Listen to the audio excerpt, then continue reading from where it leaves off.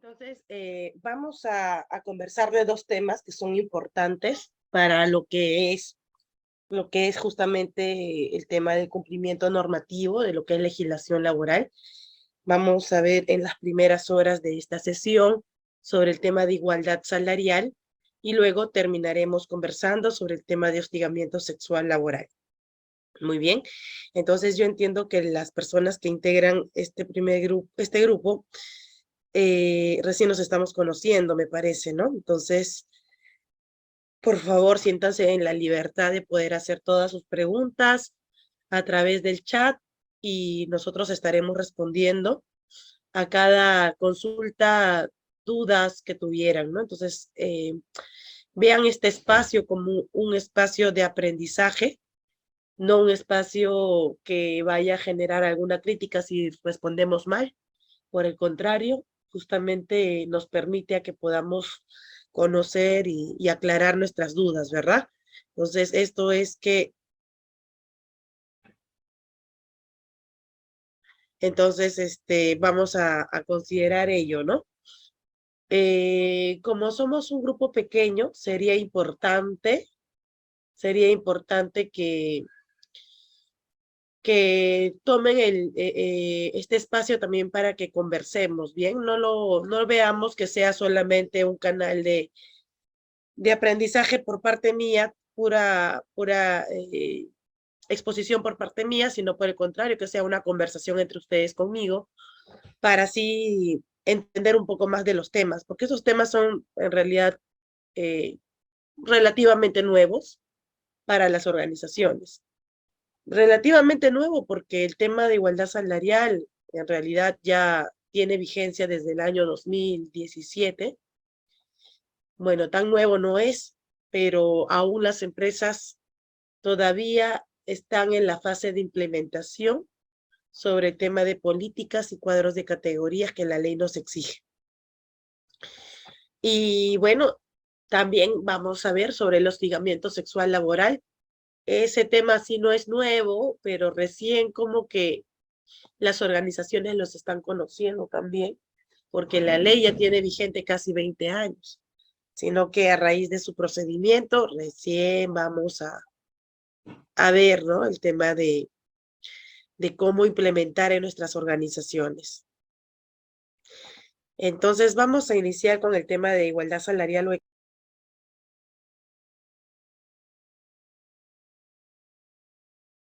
Tenemos, por ejemplo, aquí la base legal. ¿Cómo regulo el tema de igualdad salarial? Bueno, lo regulo a través de la Constitución Política del Perú, que regula justamente el tema de la igualdad tanto para hombres y mujeres, que todos tenemos los mismos derechos, que nadie debe ser discriminado, ¿verdad? Entonces, cuando hablamos de política salarial o la discriminación salarial, justamente la Constitución protege ello, la prohibición de generar algún acto discriminatorio por ser hombre, por ser mujer. Y luego también tenemos convenios internacionales que se suman a la protección sobre el tema de las igualdades. Tenemos la OIT, que es la Organización Internacional de Trabajo. La OIT tenemos el convenio número 100, convenio número 111, y ambos convenios son convenios internacionales que el Perú se ha comprometido en cumplir y que lo ha aterrizado como una realidad para nosotros en nuestro país. Entonces, estos convenios igual tienen el mismo peso o aplicación como si fuera una ley interna. Y eso es lo que nosotros tenemos que considerar. Y ya lo vamos a explicar también, ¿no? Vamos a ir explicando.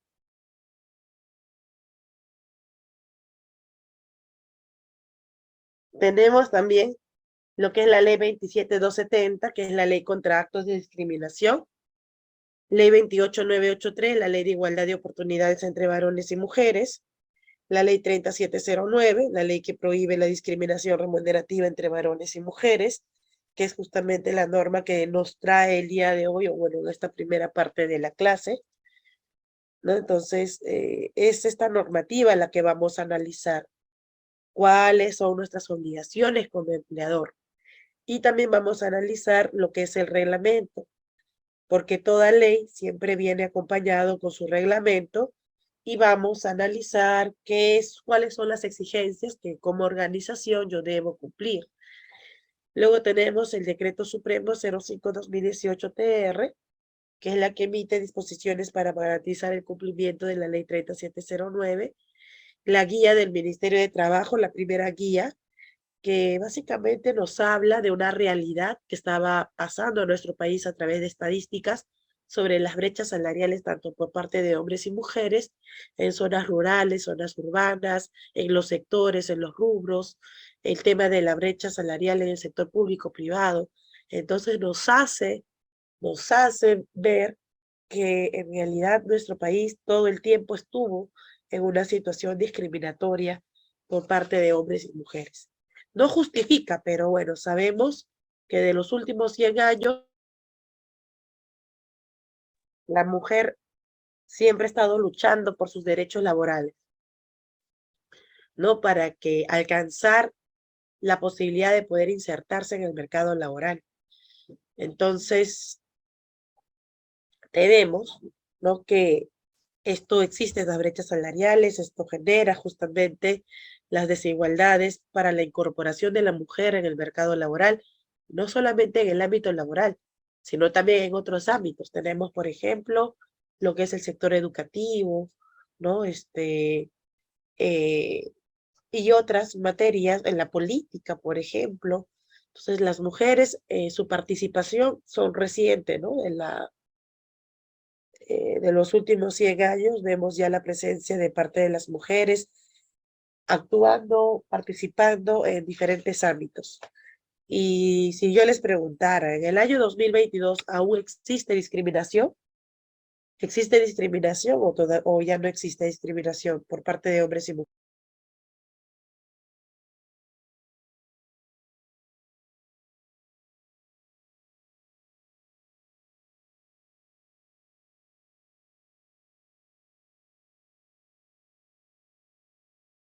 ¿Hay discriminación actualmente? ¿Qué opina Juan Carlos?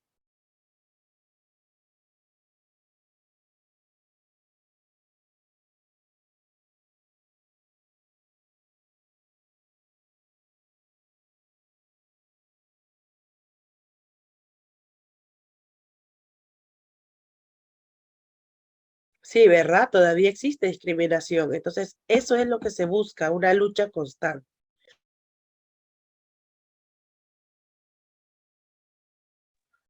para poder erradicar cualquier acto de discriminación. Entonces, hoy día vamos a revisar estas normativas, esta guía del ministerio que nos hace un pequeño resumen. También tenemos otra guía, que es la guía número 2, que nos habla justamente de la metodología para valorizar los puestos de trabajo. Y luego tenemos lo que es el protocolo, porque actualmente la SUNAFIL viene fiscalizando estos temas de equidad salarial. Y bueno, mi intención es que ustedes puedan afrontar una inspección sobre este tema y de hostigamiento sexual, conociendo cuáles son sus obligaciones y que ustedes lo puedan implementar, ¿no? Y al finalizar, ante un requerimiento, ustedes puedan afrontarlo con éxito.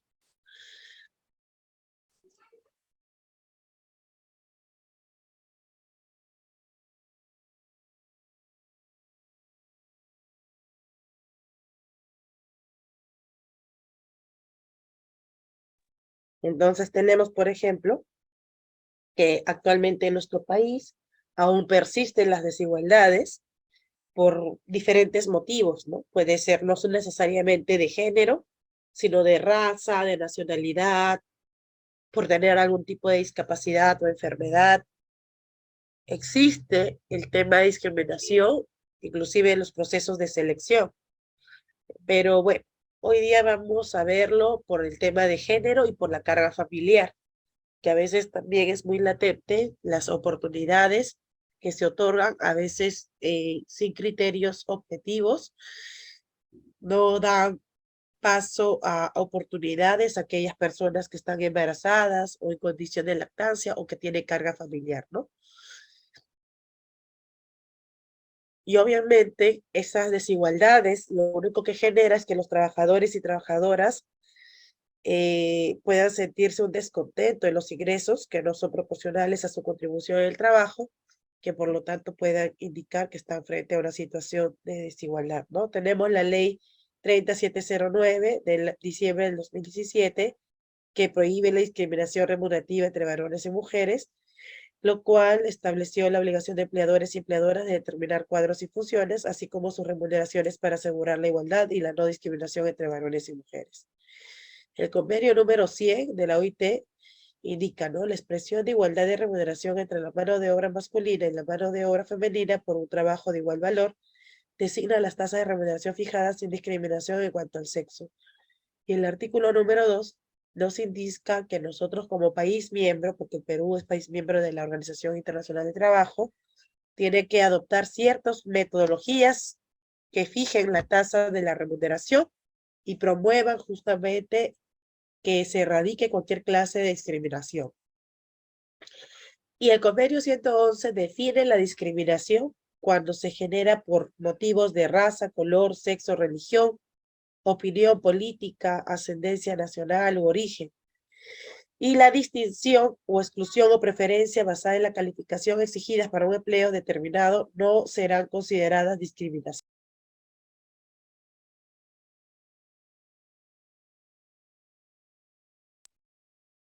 Entonces, cuando, por ejemplo, yo estoy buscando un puesto de trabajo, bueno, estoy buscando un perfil que cumpla con 5 años de experiencia, 3 años en el sector y un año específicamente en la labor para el cual quiero contratar. Se presenta un hombre y una mujer. El varón cumple con todo el perfil, la mujer no lo cumple. Entonces, ¿habrá discriminación en el presente caso? En realidad no estamos frente a un acto de discriminación, porque finalmente no la estamos discriminando por su género, por ser mujer, la estamos distinguiendo porque mi perfil que yo estoy buscando coincide con la del varón y no con la chica, ¿no? Entonces, eso, por ejemplo, no es un acto discriminatorio, sino es una distinción o una exclusión por el tema del perfil que estoy buscando en este momento. Y nuestra Constitución también nos exige una igualdad ante la ley, ¿no? Que no se genere ningún acto discriminatorio por motivos de origen, raza, idioma, religión, opinión, condición económica. Y pero para ello también se debe respetar lo que es la igualdad de oportunidades sin actos de discriminación para todos, ¿no? Teniendo o usando criterios netamente objetivos. Y no puede ser irrenunciable los derechos. Recuerden que no podríamos solicitar a los trabajadores que renuncien a sus derechos, como por ejemplo renuncia a tu gratis, a tu CTS, a tus vacaciones, porque los derechos son irrenunciables. Todo lo que se ha fijado en la ley es para cumplir, no es para negociar. Acá no hay negociación si la ley lo ha fijado como una obligación.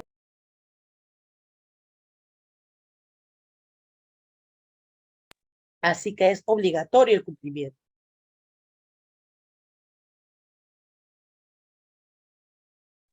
Luego tenemos la interpretación más favorable, ¿no? Eh, existen muchos vacíos legales o pueden haber dos normativas que hablan de lo mismo y que generan un conflicto. Puede que una tenga mayor beneficio que la otra. Entonces, la ley indica que para temas laborales siempre vas a beneficiar a tu trabajador con la ley que más le favorezca. Y eso es lo que nosotros tendríamos que aplicar en nuestra empresa o en nuestra organización. Tenemos la ley 3709. Su objetivo principal es prohibir justamente cualquier acto discriminatorio en el tema salarial por ser hombre o por ser mujer. Y es por ello que ustedes como organización tienen la obligación de contar con una política y un cuadro de categorías y funciones. Si eres una empresa que tiene más de 20 trabajadores, tienes que contar con una política y adicionalmente un cuadro de categorías. El reglamento de la ley 3709 nos define la discriminación remunerativa como una situación que se produce cuando se establecen diferencias salariales o remunerativas basadas en el género de la persona y tampoco existen criterios objetivos. La discriminación remunerativa puede ser directa o indirecta.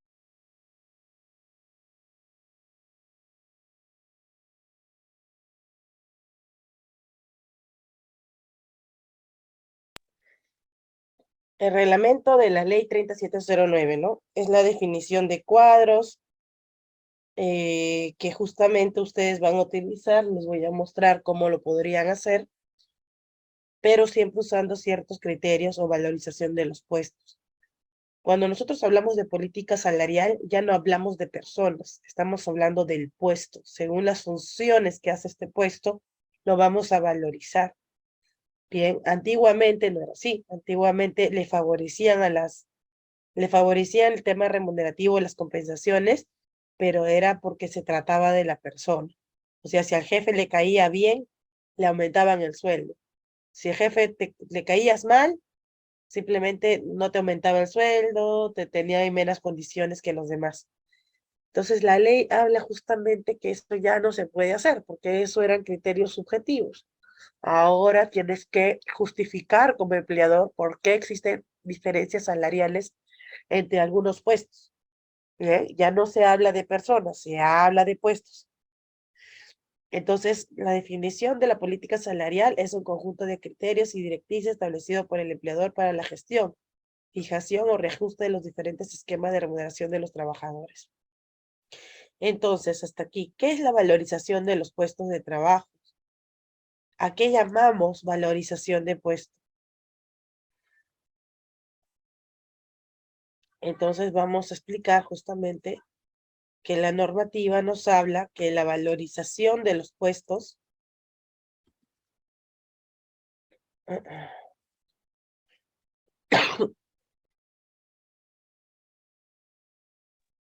es un proceso que justamente determina el valor relativo o importancia que tiene cada puesto dentro de la organización, de acuerdo a la contribución hacia los intereses de la misma, ¿no? Este proceso busca tener un análisis de acuerdo a los puestos que ustedes tienen en su centro laboral y gestionar una estructura remunerativa, que obviamente siempre tiene que ser bajo el contexto de criterios netamente objetivos, sin que esto genere ningún acto discriminatorio, ¿no?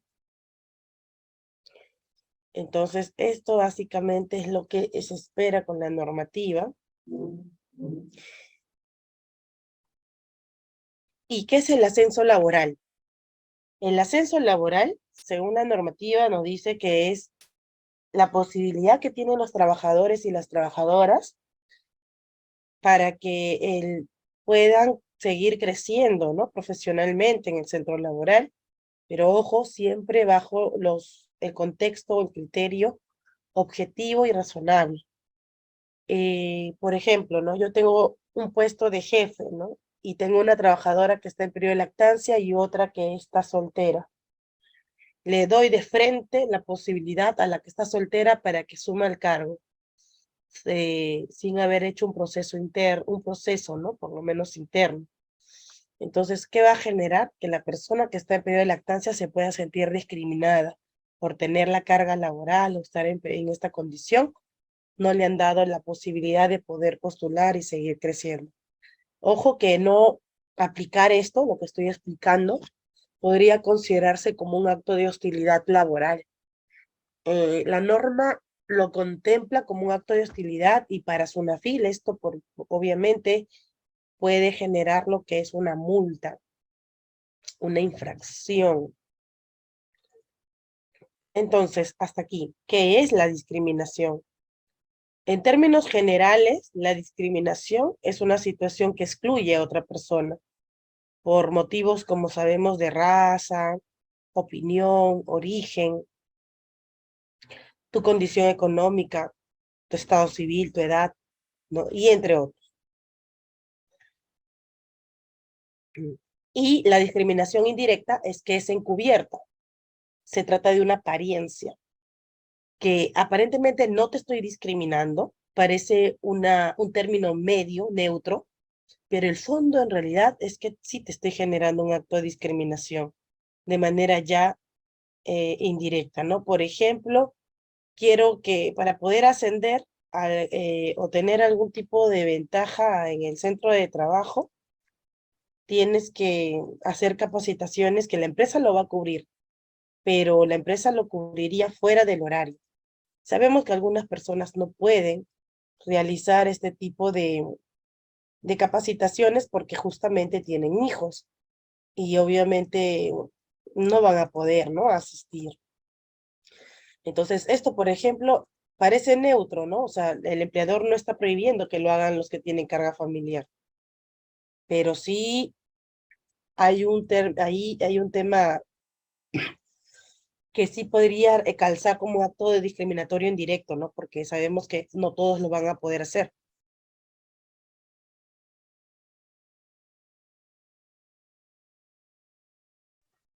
Así que posiblemente podríamos estar frente a una situación discriminatoria. Y la discriminación remunerativa es que ya genera sobre la situación salarial. Porque eres hombre, porque eres mujer, te discrimino y al hombre lo favorezco con 3.000 soles y tú haces lo mismo y te pago 2.500. Ahí, por ejemplo, tenemos una discriminación remunerativa. O también porque no tienen criterios objetivos. Por ejemplo, no hay una justificación legal de la diferencia salarial. Ya les voy a mostrar más adelante cuáles serían las situaciones especiales que sí posiblemente justifican estas diferencias salariales.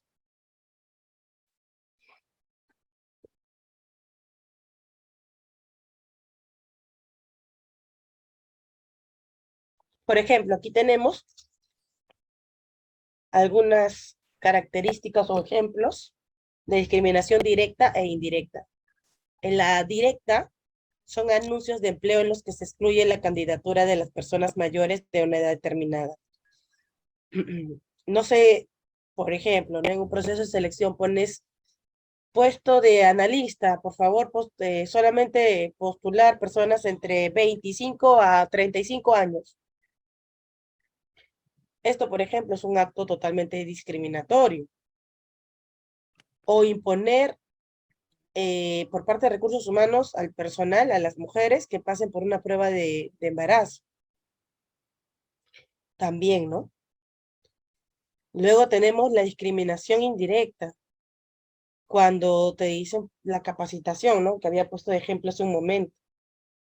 Para el ascender necesitas hacer esta capacitación, pero lo tienes que hacer en la noche, sabiendo que la persona está con carga familiar, ¿no? Entonces, quizás las posibilidades sean mucho menores por parte de las personas que tienen carga familiar o estar embarazada en lactancia, ¿no? Entonces, una forma de discriminar. O también cuando piden una estatura determinada para postular en un centro de trabajo. Miren, aquí, por ejemplo, tenemos una publicación que hicieron en la página de estas bolsas de trabajo, donde indicaba, por ejemplo, atención al cliente, personas con nacionalidad venezolana. ¿Estamos frente a un acto discriminatorio? ¿Qué opinan?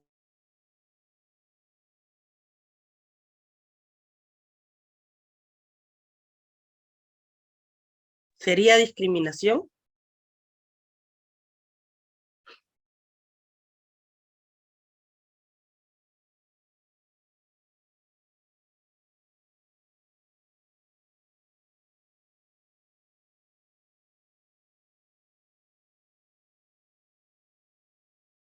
Sí, claro, es un acto discriminatorio, ¿no? Porque está dejando menos posibilidades que las personas de nacionalidad peruana puedan postular o extranjeros de otras nacionalidades, específicamente venezolanos. ¿Para qué? Para la atención al cliente.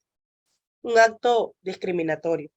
Y miren que esto pasa en bolsas de empleo que son, entre comillas, las más serias y formales, ¿no? Las que, entre comillas, filtrarían sus publicaciones, pero vemos que existen, así como este caso, muchos que si entramos ahora mismo, posiblemente podamos encontrar, ¿no? Más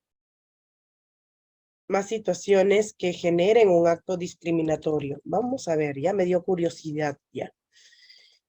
A ver, vamos a entrar aquí, vamos a entrar a esta página. ¿Sí conocen esta página? ¿Trabajan con esta página?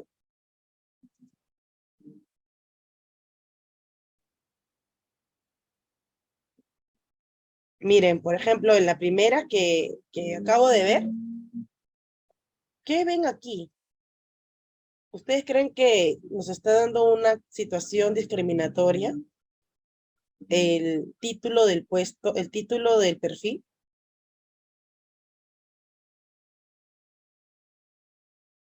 ¿O no significa nada el título del perfil?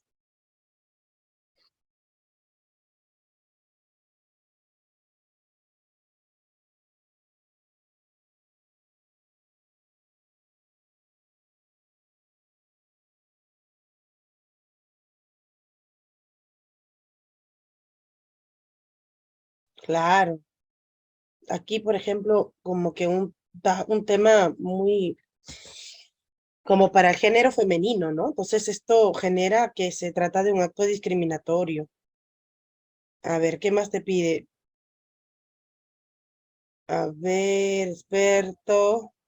Y nada más, no pide otra cosa. Ya vamos a ver otra cosa más. A ver, vamos a ver qué opina acá esta caja.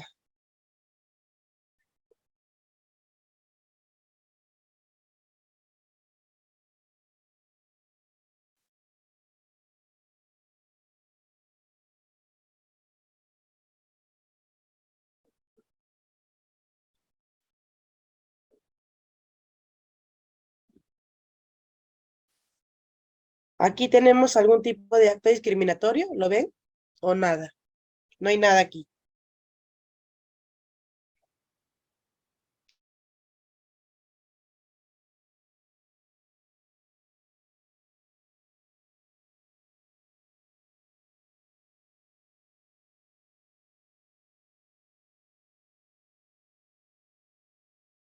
¿Ven un acto discriminatorio o no?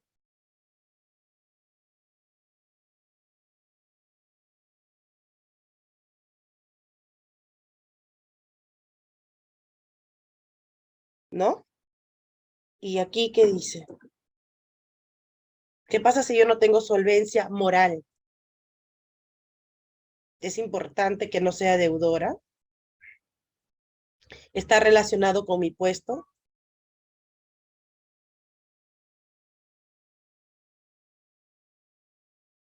¿Qué opinan?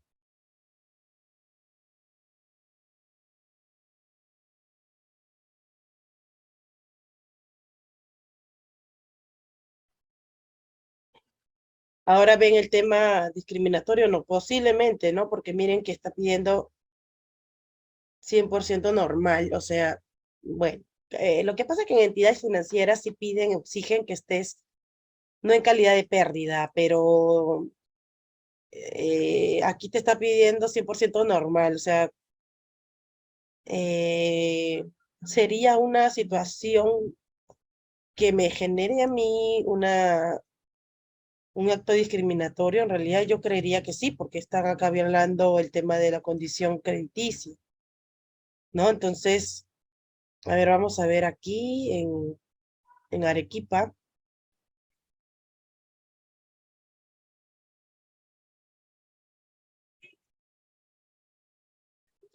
Aquí no hay nada que sea discriminatorio.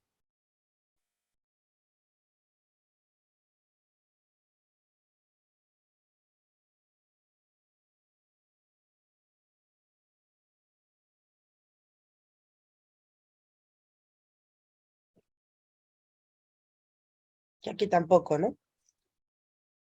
Pero sí, en el resto no.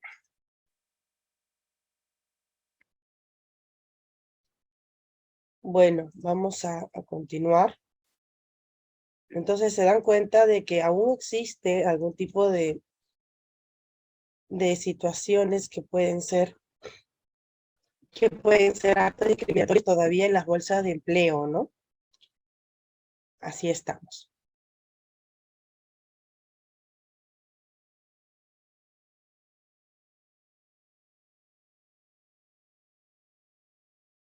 Como pueden ver, existe discriminación durante el acceso al empleo, o sea, al inicio, en el proceso de selección, como hemos podido observar, ¿no? Habíamos visto que ofertan empleos por edad, por universidad, por estado civil. Abogada, egresada de la Universidad ABC, de preferencia soltera. La convocatoria debe estar basada en calificaciones exigidas para el desempeño del empleo. Se hace la entrevista del trabajo.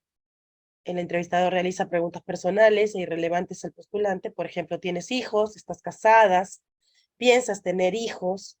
Entre otras, ¿no? Esto debe estar orientado a conocer la actitud del postulante y no preguntas como esas.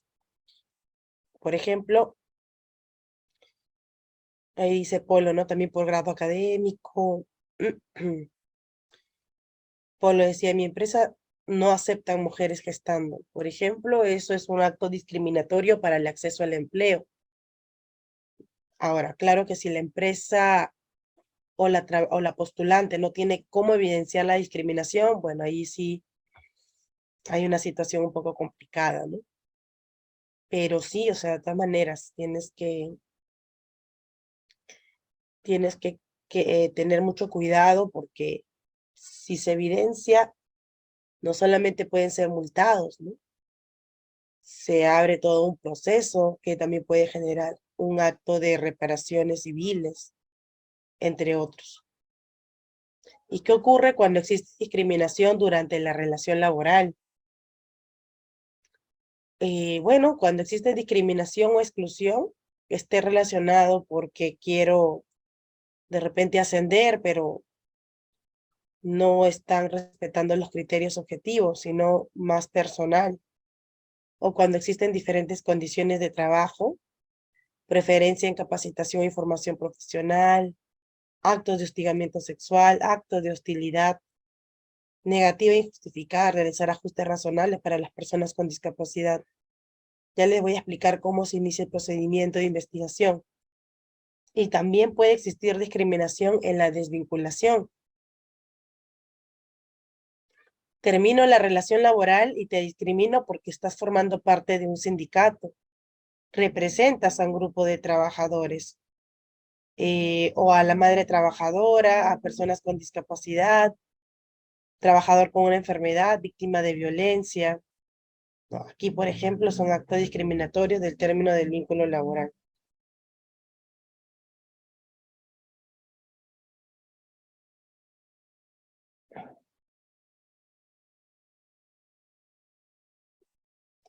Y está prohibido, obviamente, la discriminación. Entonces, el empleador por eso es que tiene que fijar entre sus políticas cuáles son las categorías y las funciones que realizarían, ¿no?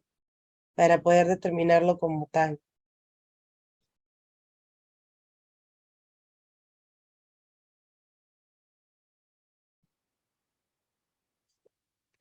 O las remuneraciones y beneficios de cualquier otra índole que se soliciten y fijen dentro del procedimiento de negociación colectiva. ¿Y cómo iniciamos el procedimiento de hostilidad laboral? Bueno, si yo como trabajadora me siento hostilizada, yo le emplazo por escrito a mi empleador cuál es el acto de hostilidad laboral y le doy 6 días naturales para que presente sus descargos o mejore la conducta contra mí como trabajadora. Lo que yo podría conseguir es que se cese el acto de hostilidad laboral o continúe el acto de hostilidad. Si esto continúa, podría generar que vía judicial yo solicite el cese de hostilidad y adicionalmente que multen a la empresa.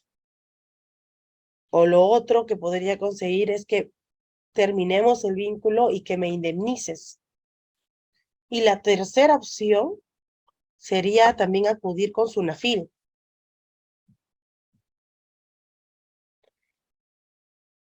Esas serían tus opciones.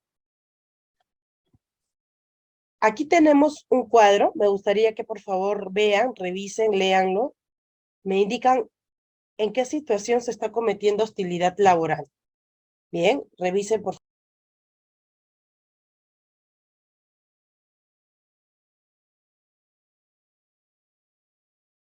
Muy bien.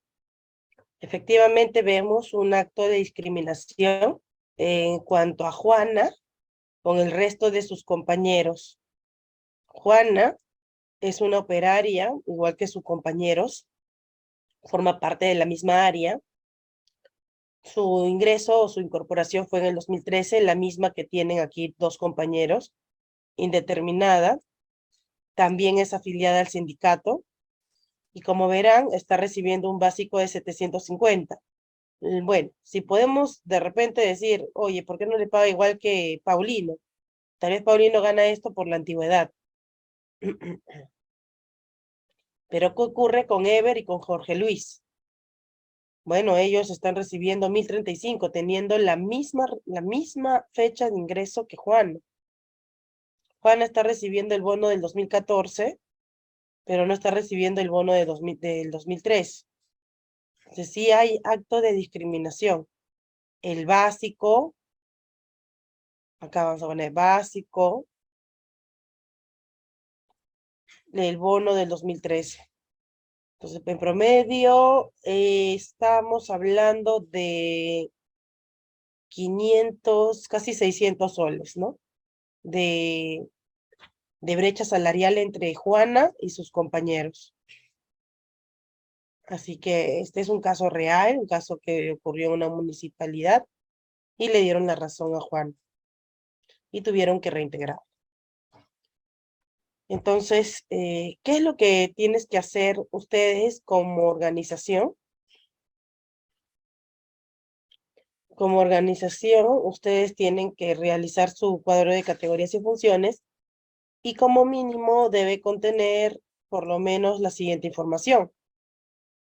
Hacer una relación de los puestos de trabajo, incluyendo las categorías, descripción general de las características de los puestos de trabajo que justifiquen su agrupación en la categoría y generar un orden según su jerarquía.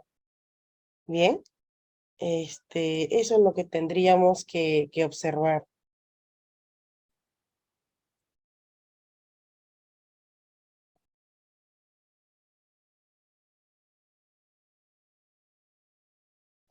¿Hasta aquí tienen alguna pregunta, duda, consulta? ¿Está quedando claro lo que estamos explicando? Por favor, me contestan por el chat. ¿Estamos bien? ¿Dudas, preguntas, consultas?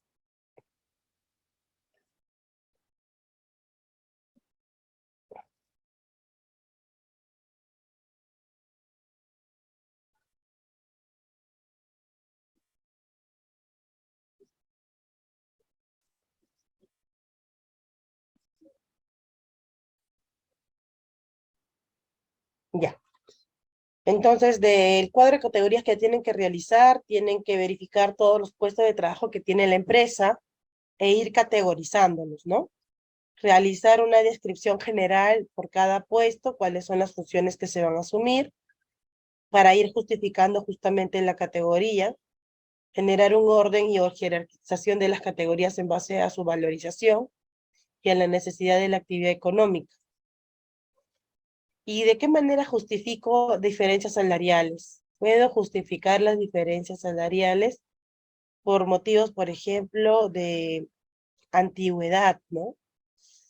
Las personas que cumplen 5 años o cada 5 años en la empresa van a recibir un incremento del 5 o 10% de su sueldo, por ejemplo. La escasez de oferta de mano de obra, el costo de vida, la experiencia laboral, el perfil académico, el desempeño, el lugar de trabajo o entre otros. Disculpen. Bueno, ya. En cuanto a las situaciones especiales, el empleador va a tener la potestad de mantener, de ser el caso, la remuneración de un trabajador en un particular nivel o estatus cuando se produzca una modificación de la estructura salarial. Posiblemente dentro del estudio que se pueda realizar o el levantamiento de información, se va a poder verificar, por ejemplo, que alguna persona puede estar ganando mucho más que otra. Entonces, aquí podemos manifestar o indicar que quizás algunos puestos quizás no van a poder retroceder, ¿no? Por ejemplo, has podido evaluar que hay un puesto que está sobrevalorado, ¿no? De repente hace 10 años le estabas pagando 5.000, pero hoy en día haciendo todo el análisis te das cuenta que en realidad su valor es de 3.500, 4.000. Lo que no podemos hacer es hacer un retroceso en la remuneración o una reducción en la remuneración, porque en esa situación lo que genera es que puede configurarse como un acto de hostilidad laboral. Bien, entonces no puedes hacer una reducción de sueldo de manera unilateral, justificándote con el tema de la ley de equidad salarial. No es viable. Ahora, ¿qué hacemos con el esquema de remuneraciones que son variables, como los comisionistas, por ejemplo? Tendrías que actuar de forma muy objetiva, teniendo un sustento en la necesidad de su actividad económica, garantizando obviamente los criterios elegidos para la determinación de los esquemas de remuneración variable, implementando que no generen situaciones de discriminación directa o indirecta por motivo de género.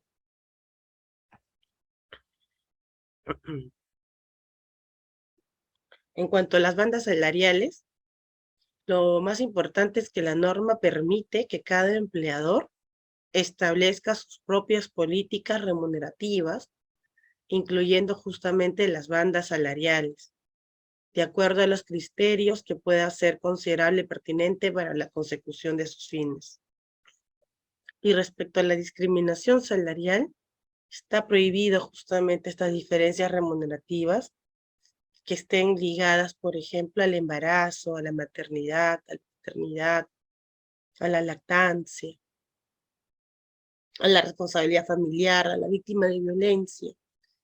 Entonces, no debe generar ningún acto de discriminación si uno de los trabajadores, trabajadoras, justamente tiene esta carga, ¿no? Y generar un acto discriminatorio. Por eso el empleador debe adoptar medidas para evitar el impacto adverso del incremento remunerativo o beneficios de cualquier otra índole. Estos periodos se consideran como efectivamente elaborados en concordancia con la norma vigente. Lineamientos para el clima laboral. Bueno, todo empleador tiene que contar con una guía de buenas prácticas en materia de conciliación del trabajo y la vida familiar personal. Es decir, que el empleador tiene que velar que el lugar de trabajo sea no solamente un lugar que garantice el evitar cualquier tipo de accidente, enfermedad ocupacional, sino también velar por la salud de los trabajadores, que justamente si genera un acto discriminatorio, esas comparaciones que los trabajadores se hacen, ¿por qué gana más que yo? Si hago lo mismo, ¿será porque soy mujer?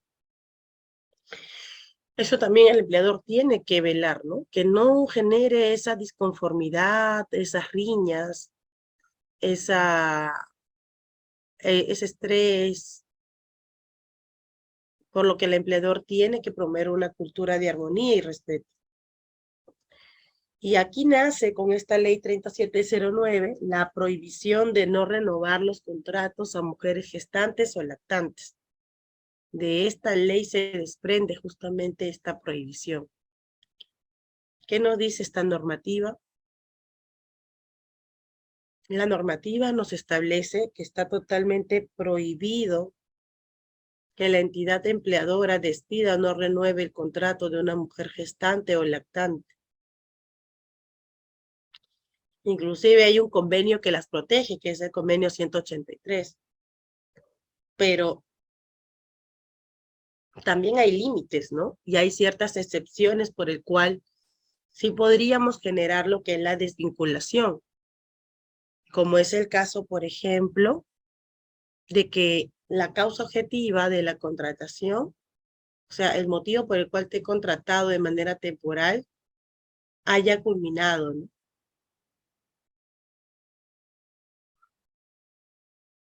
O sea, ya no hay un sustento hay un sustento más clave que genere justamente el tema de la, de la desvinculación, ¿no?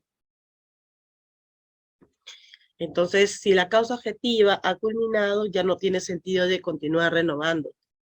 Y no se trata por tu condición de madre, se trata porque ya no existe razón por el cual yo sí deba mantener el puesto de trabajo.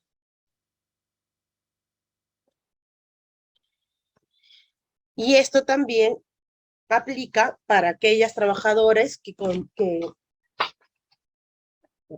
para aquellas trabajadoras que cometen falta grave.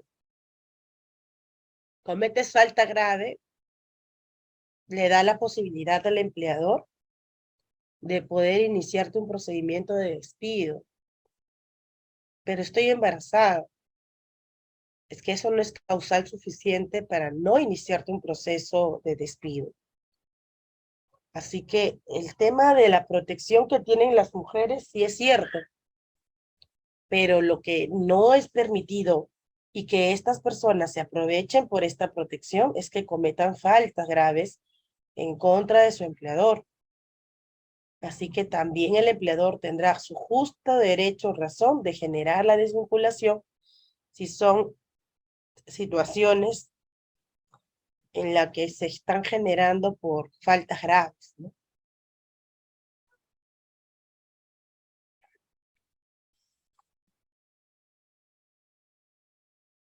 ¿Alguna pregunta hasta aquí? ¿Dudas?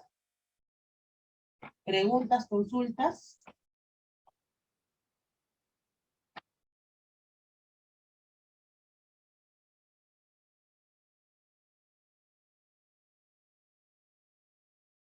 Preguntas, consultas hasta aquí. ¿Todo está claro entonces?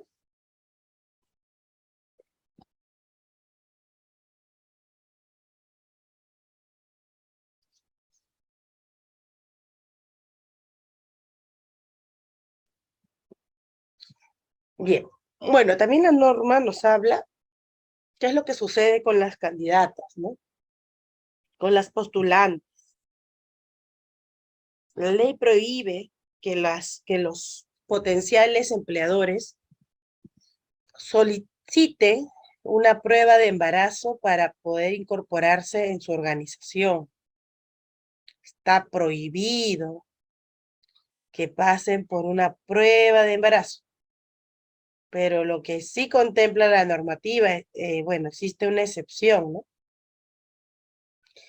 Si tú eres una empresa de alto riesgo, construcción, minera,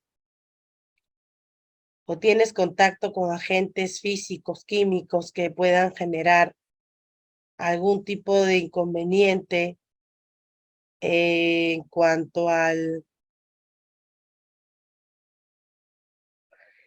feto o a la lactancia materna, por ello el potencial empleador sí podría comunicar a la candidata, a la candidata, pues no es trabajadora todavía, que debe pasar por una, o sea, preguntar si puede pasar por una prueba de embarazo justamente la, para garantizar, ¿no? Que se encuentre en las condiciones o no para que pueda trabajar en ese puesto. Pero allí no hay un acto discriminatorio, ¿no? Sino un acto de poder defender a la salud, ¿no? De la trabajadora. Eso básicamente.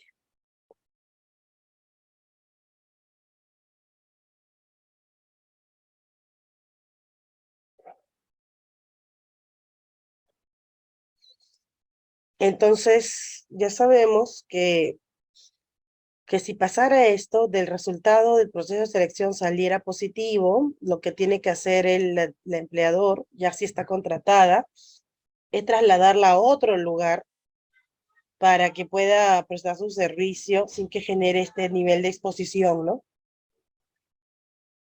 Eso básicamente. Luego tenemos la licencia de paternidad. La licencia de paternidad es un derecho que tiene todo trabajador que labora en el sector privado. Y este derecho es de 10 días naturales. Antes era 4 días, ahora son 10 días. Entonces, ¿qué sucede con los varones? Bueno, si bien se habla de la discriminación más que todo por parte de hacia las mujeres, ¿no? Pero también los varones posiblemente puedan vivir una experiencia de discriminación por ser varón. Entonces, ¿qué establece la normativa? La normativa nos dice que también ellos no pueden ser discriminados, ¿no? Por la carga familiar, pero se les va a otorgar su derecho, son 10 días calendarios de goce de licencia por paternidad y podrá hacer uso de las vacaciones pendientes luego de concluir la licencia. Podría extenderse por 98 días si la mamita falleciera y si existe o nace dentro de los primeros 20 días, se trata de un nacimiento prematuro o 30 días por enfermedad severa, ¿no? Entonces, el padre trabajador, sector privado, tendrá derecho que el periodo de descanso vacacional, por récord ya cumplido, podría ser el goce de las vacaciones, pero ojo que tendría que comunicar con 30 días de anticipación. ¿Es posible rebajar la remuneración? La remuneración se puede generar una reducción, pero tiene que ser acordado. Ni el trabajador ni el empleador tiene la potestad de realizar algún cambio, ¿no? De forma unilateral del contrato. Pero en cuanto a la remuneración, sí sería posible, solo que tendrían que fijar mediante un acuerdo escrito dicha reducción, ¿no? Pero ojo que la norma dice que la reducción no puede ser menor a la RMB, porque aquel trabajador que percibe menos que una RMB, básicamente estamos frente a un contrato de modalidad part-time.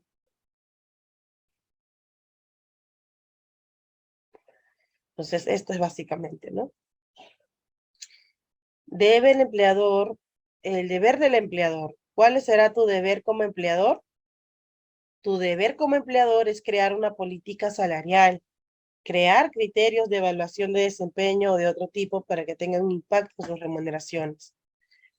Y adicionalmente, tienes que comunicar a todo el personal desde el ingreso, a qué categoría pertenece, cuál es el puesto que tiene, y también realizar cualquier modificación de la política o del cuadro de categorías. Tienes que también volver a capacitar a tu personal. Puede ser individual, puede ser masiva, por grupos, pero ya es tu decisión como empleador, debes cumplir. Cuando se efectúe una modificación del esquema de remuneración que les aplique según la política remunerativa.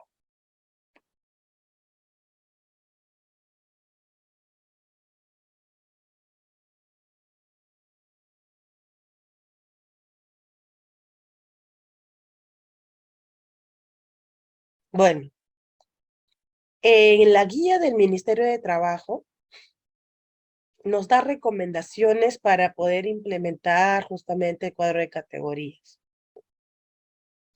Entre tanto, tenemos, por ejemplo, que el proceso debe estar a cargo de un comité, equipo de trabajo de igualdad salarial, que representa tanto a la entidad empleadora como a la trabajadora y trabajadores que garanticen la presencia equitativa de varones y mujeres.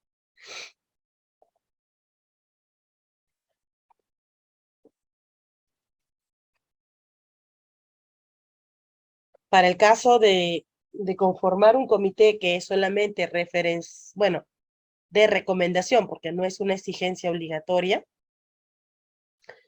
debe tener quizás ciertas características, ¿no?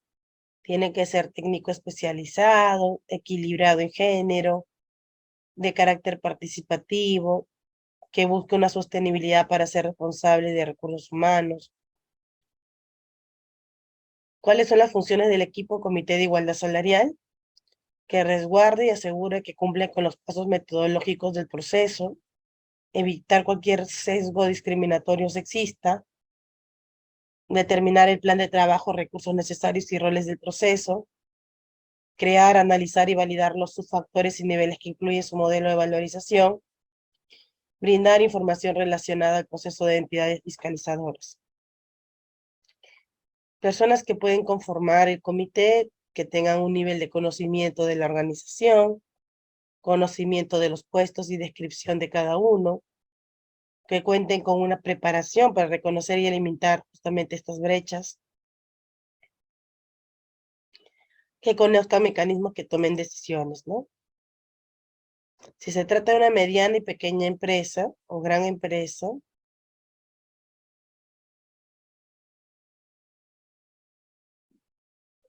por ejemplo, deben incluir a una persona de alta dirección, ¿no? Para que pueda justamente brindar información de los objetivos de la organización, una persona de recursos humanos y a otras áreas que pueden brindar información dinámica, ¿no? Si es micro y pequeña empresa, puede ser conformado por 2 personas o 4. Es un puesto directivo, puede ser recursos humanos que pueda participar para esta elaboración.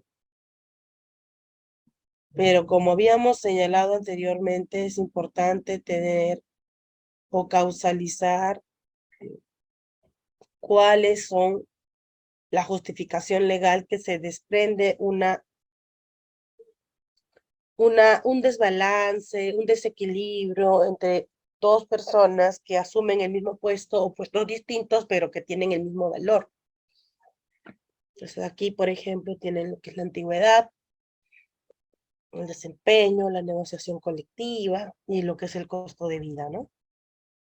Entonces, de acuerdo a lo que indica el Ministerio de Trabajo, tenemos que entre hombres y mujeres existe una brecha salarial del 29%, según el reporte que se ha podido trabajar de forma conjunta con INEI.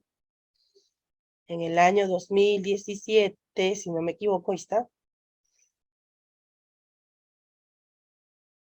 determinaron que había una brecha salarial entre hombres y mujeres. Ahí vemos que la diferencia radica en 500, 400 soles. Tanto en el sector privado y sector público ocurre lo mismo, pero se ve más reflejado en el sector privado, donde el varón ganaba 1.716 y la mujer 1.307. En el sector público también ocurre lo mismo. Tenemos que ganaban 2.500 soles, ¿no? Y en el sector público era 2.141. Entonces ahí vemos que existen brechas aún, ¿no? ¿Y por qué suceden estas brechas? Bueno, en realidad, en resumen, sucede porque es un país aún machista, es un país que se guiaba por criterios personales, si me cae bien, si es hijo del gerente, pero hoy en día esto ha cambiado, ¿no? Por eso ya se busca que se genere una eliminación constante de cualquier acto discriminatorio entre varones y mujeres y sobre todo en el tema de salarial.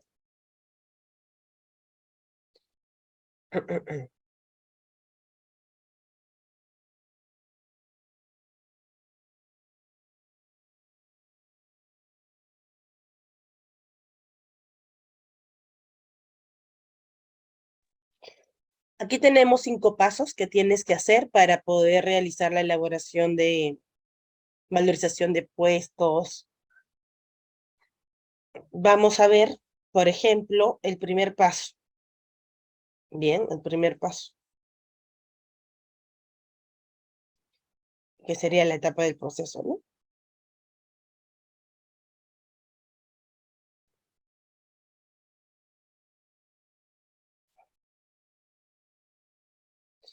Primer paso es valorizar los puestos de trabajo. Perdón, identificar los puestos de trabajo. Lo que deben hacer como organización es hacer un listado de todos los puestos que tienen en la empresa. Esto lo pueden encontrar en su organigrama, en la planilla, en una base de datos de recursos humanos. Una vez que ya identificaron todos los puestos, vamos a determinar el género del puesto. Por ejemplo, si tienes puesto de secretaria, veamos cuántas personas de los últimos 3 o 5 años en tu centro de trabajo eh, ha sido cubierto por un hombre o por una mujer. Quizás todas han sido mujeres, ¿no? Te podrías poner secretaria, 100% mujer. Igual ocurre con los varones, ¿no? Si en caso, en un puesto en particular, son los que más participan o están dentro, ¿no? Determinar también el puesto de trabajo, bueno, el género, que lo van a hacer a través de una evolución histórica, por lo menos de los últimos 5 años, que es lo recomendable. Y luego vamos a empezar a hacer la valorización de puestos de acuerdo a los factores que el Ministerio de Trabajo nos sugiere. Ahora vamos a ver cuáles son esos factores. Luego tenemos comparar los puestos y verificar si tienen alguna diferencia salarial. Y luego hacer un plan de acción para poder ir eliminando estas brechas salariales. Cuando vamos a identificar los puestos de trabajo, se debe tener, por ejemplo, el nombre del puesto y que agrupe a puestos que sean totalmente distintos, ¿no? O que haya más de un título o nombre de puestos que pueden ser agrupados también por uno solo. Esto es para el tema de categorización. También necesitaríamos hacerlo. Recopilamos todos los puestos, analizamos de igualdad y diferenciación para ver si forman parte de la misma categoría. Vemos el porcentaje de hombres y mujeres según la evolución histórica para eliminar cualquier acto de estereotipos o vinculados al puesto. Luego tenemos que realizar lo que es la valorización del puesto de trabajo, ¿no? Según los factores que les había comentado, que pueden ser, por ejemplo, de calificación o competencia, esfuerzo, responsabilidad o condiciones en las que se realiza el trabajo.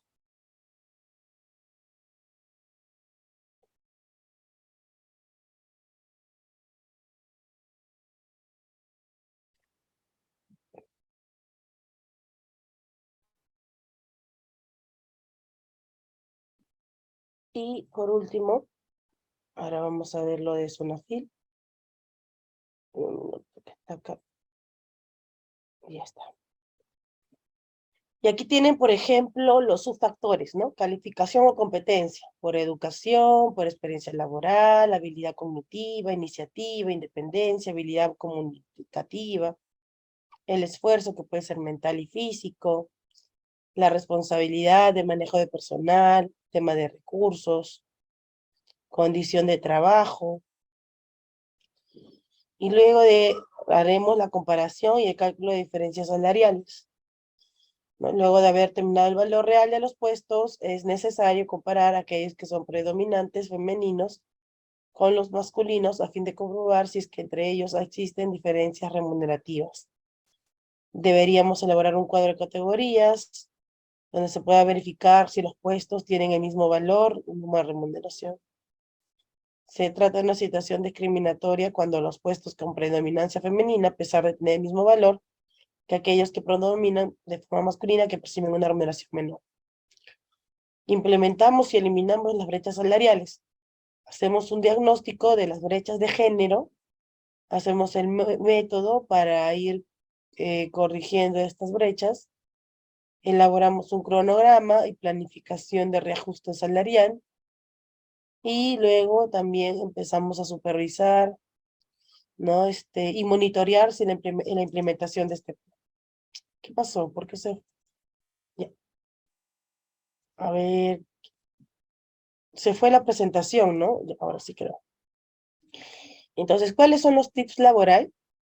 Los tips laboral es que no se considera como una diferencia objetiva que se justifique, por ejemplo, porque estás embarazada, en lactancia, ¿no? Al contrario, Esto es una situación que genera un acto de discriminación.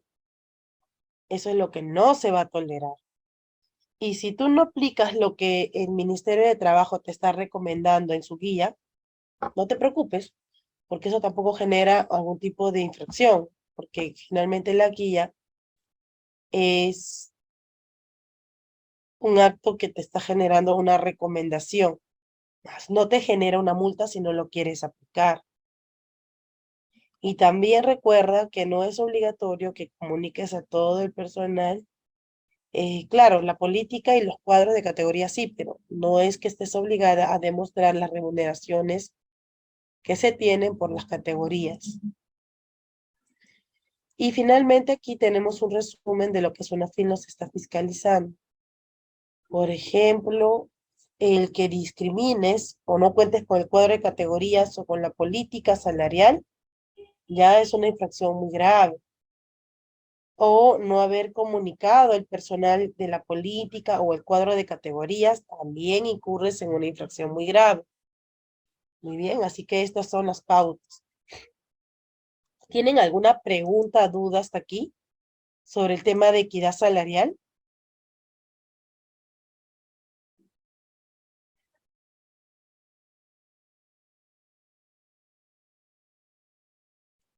¿Preguntas, dudas hasta aquí?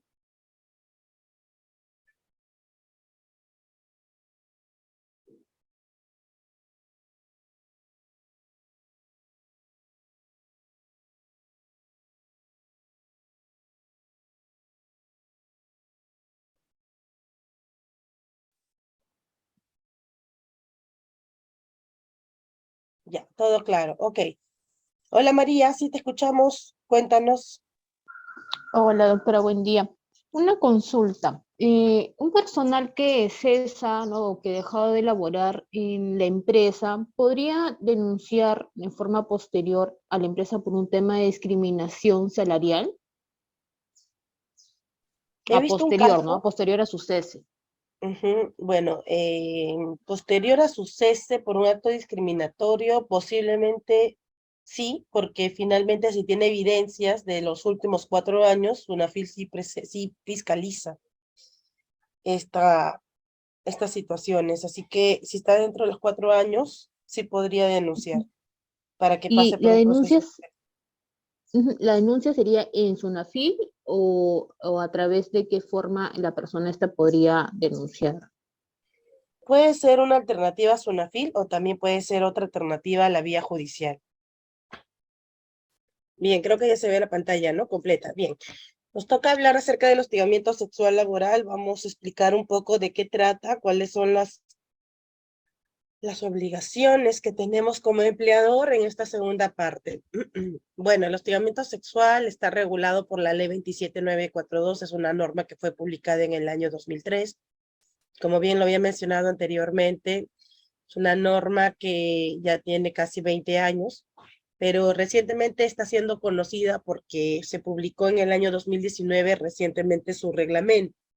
Y a raíz de su reglamento, también generó ciertas incorporaciones y o modificaciones ante el reglamento de la Ley General de Inspección de Trabajo, SUNAFIL, para verificar justamente cualquier acto de incumplimiento a las normas de hostigamiento sexual. Luego tenemos lo que es la ley para prevenir y sancionar y erradicar la violencia contra las mujeres y los integrantes del grupo familiar, igual que el Decreto Supremo 09/2016 del MIM, que es la ley de prevenir y sancionar y erradicar la violencia contra la mujer y los integrantes del grupo familiar.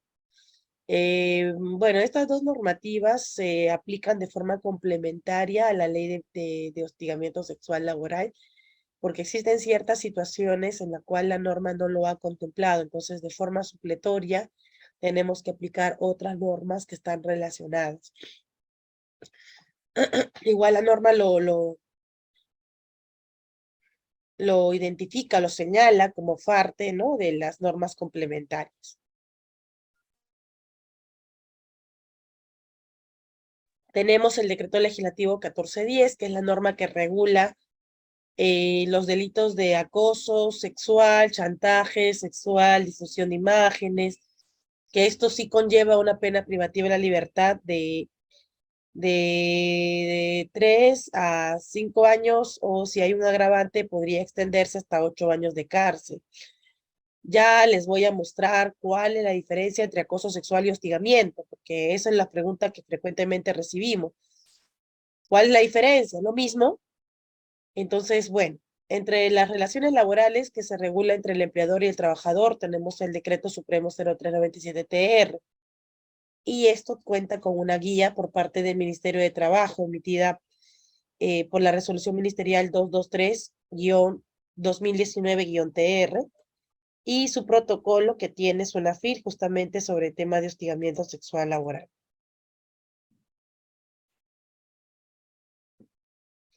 Y hasta aquí entonces, ¿qué es el hostigamiento sexual laboral? ¿Cómo definimos el hostigamiento sexual laboral? ¿Alguno de ustedes quiere comentar qué sabe del hostigamiento sexual laboral?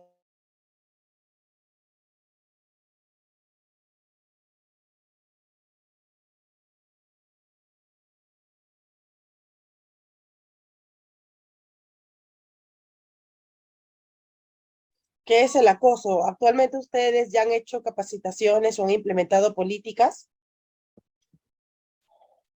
A ver qué dice. Cualquier acto inapropiado, muy bien, sin el consentimiento, es considerado como muy bien.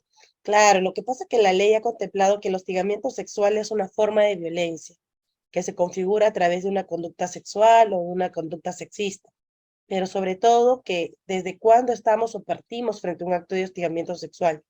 Partimos frente a un acto de hostigamiento sexual cuando la persona no lo ha consentido, cuando la persona rechaza esta conducta, cuando la persona no desea recibir esta conducta, porque finalmente la persona que vive un acto de hostigamiento sexual, pues obviamente el lugar de trabajo se vuelve hostil, un lugar donde no es apropiado para poder trabajar. Creo que todos aquí estamos de acuerdo que si alguien me hostiga sexualmente en mi centro laboral y yo no estoy de acuerdo con estas conductas, vamos a estar súper incómodos y va a ser un martirio, ¿no? Diario de poder afrontar este tipo de situaciones. Hola, Polo, ¿quieres comentar algo? ¿Tienes tu Sí, micrófono activo? profesora, mire, en la empresa donde yo estoy laborando, o sea, últimamente se han empezado a dar muchos casos, sobre todo lo que es en el tema de hostigamiento sexual, ¿no? Incluso en lo que respecta a hostigamiento laboral también. Los trabajadores se cogen mucho de cualquier cosa, de que a veces las calidades le dicen que no está mal empacado, dicen, no, ya me estás hostigando. Y como que es el boom en la empresa donde yo estoy laborando y no sé a qué se deba, pero los trabajadores como que se agarran de eso. Y por otro lado, un último caso que hubo en el tema de hostigamiento sexual fue una señorita que, que tuvo su pareja, ¿no? Entonces tuvo su pareja con un joven en la misma planta donde ellos estaban trabajando. Y después ellos terminaron y la señorita, no conforme, de repente, no sé cómo, en qué términos terminaron ellos, pero se fue y empezó a decir de que él lo está hostigando. Entonces se le citaron a los jóvenes al área de psicología para conversar con ellos y se conversó y todo eso, pues no antes de llegar al comité, porque hay un comité de hostigamiento sexual, y quedaron en términos de que, bueno, ellos eran parejas y por la misma incomodidad la chica pues había manifestado que había estado siendo hostigada por él, pero solo era por un tema de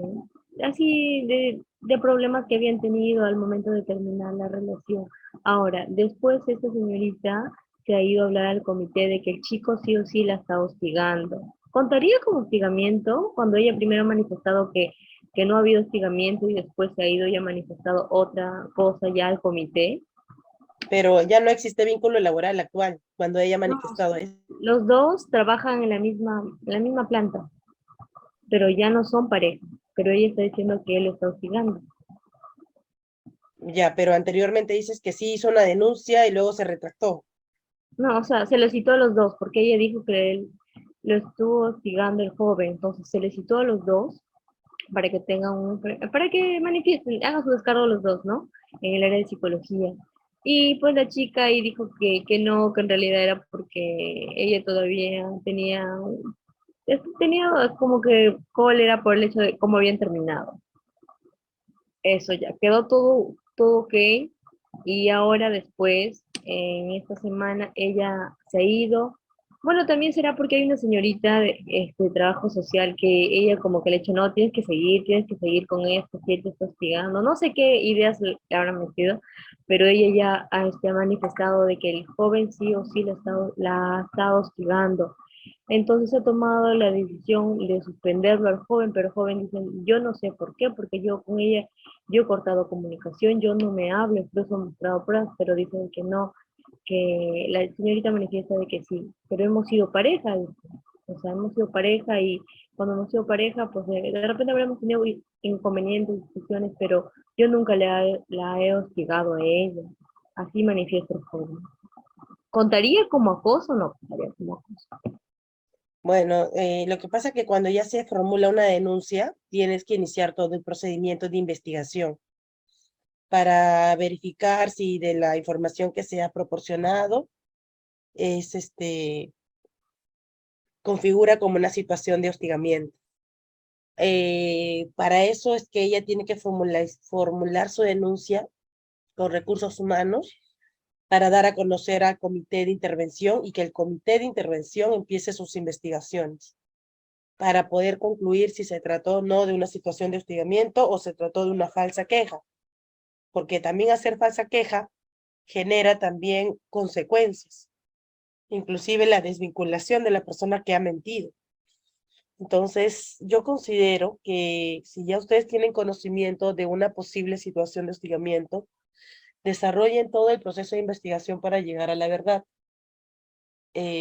Más allá de lo que ha ocurrido anteriormente, pero si no se ha formulado la denuncia, ya si lo están haciendo ahora, tienen que iniciarlo, ¿no?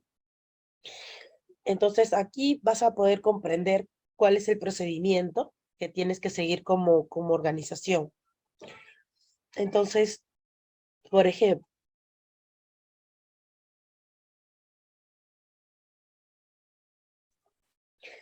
para formular una denuncia, puede pasar que muchas personas no tengan pruebas, solo su versión.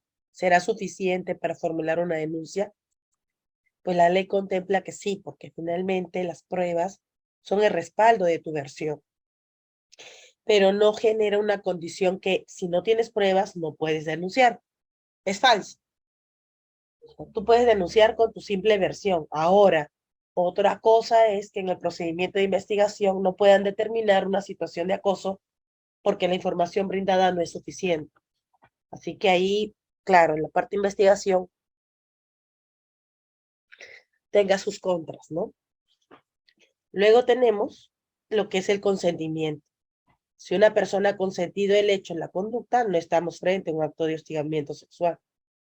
Pero si la persona lo ha rechazado, sea por conducta gestual, sea por de manera verbal el rechazo, ahí recién posiblemente estemos frente a una situación de hostigamiento sexual.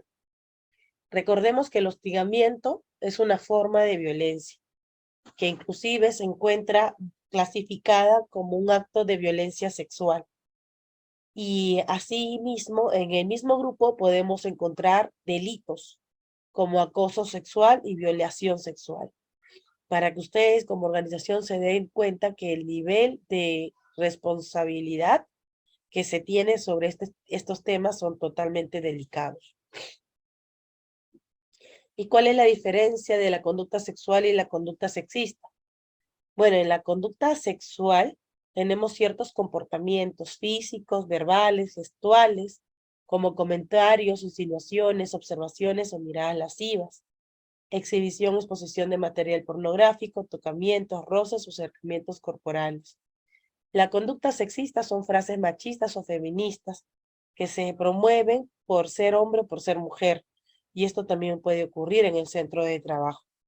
Y aquí les voy a mostrar un video de qué es una conducta sexista para que ustedes puedan ver o relacionar si en algún momento lo han experimentado en su centro de trabajo. Escuchen.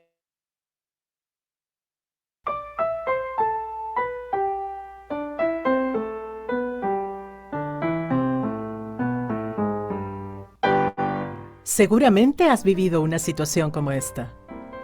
Estás en una reunión de trabajo en la que participan hombres y mujeres. Todas y todos esperan a que se instale el equipo multimedia y de pronto el jefe dice: Mientras traen el equipo, podríamos servirnos un cafecito. Y entonces una mujer empieza a preparar el café para servirlo. Luego ingresa la secretaria con el equipo multimedia para instalarlo. Pero el jefe dice: Luis, mejor instala tú el proyector para que no falle nada.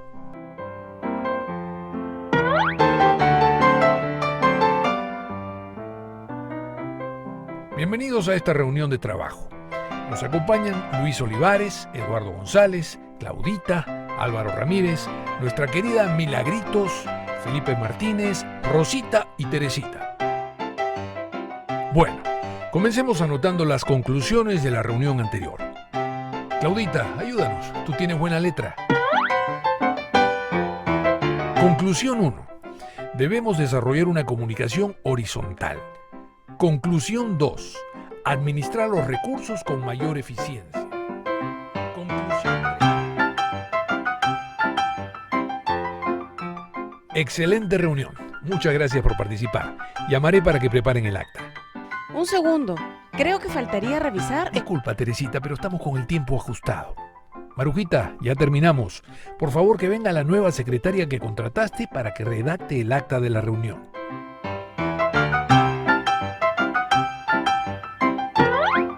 Disculpe, señor, pero la reunión ya acabó. Solo estamos esperando a la secretaria para el acta. Disculpe, yo soy el nuevo secretario. Sí, de verdad soy yo.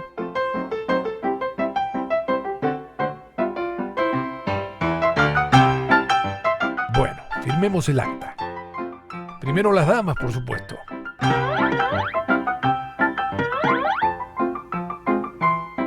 Rosita, ordénate la sala, por favor, para la siguiente reunión.